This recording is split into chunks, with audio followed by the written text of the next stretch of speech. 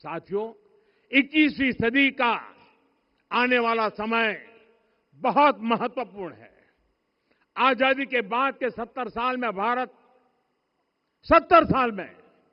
भारत विश्व की 11वीं सबसे बड़ी अर्थव्यवस्था बना। 70 साल में 11वीं। लेकिन पिछले 11 साल में ही भारत विश्व की 5वीं सबसे बड़ी अर्थव्यवस्था बन चुका है। और वो दिन दूर नहीं जब भारत विश्व की तीसरी सबसे बड़ी अर्थव्यवस्था भी बन जाएगा। आने वाला समय नए अवसरों का है, नई संभावनाओं का है। और इस अहम कालखंड में भी भगवान राम के विचार ही हमारी प्रेरणा बनेंगे।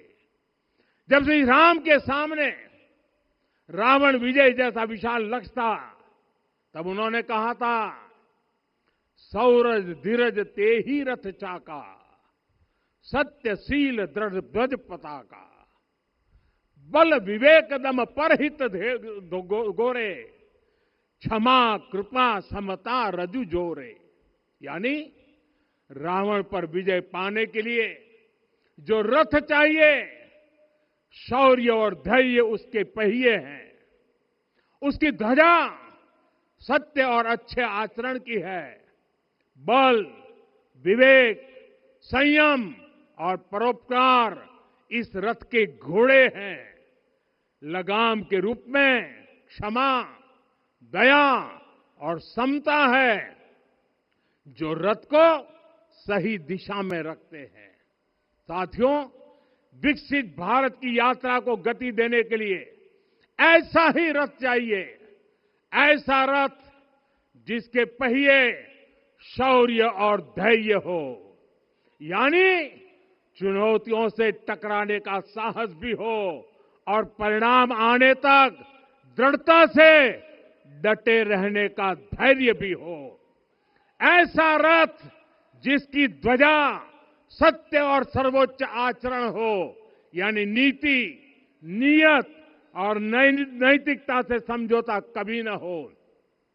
ऐसा रथ जिसके घोड़े बल विवेक संयम और परोपकार हो, यानी शक्ति भी हो, बुद्धि भी हो, अनुशासन भी हो और दूसरों के हित का भाव भी हो।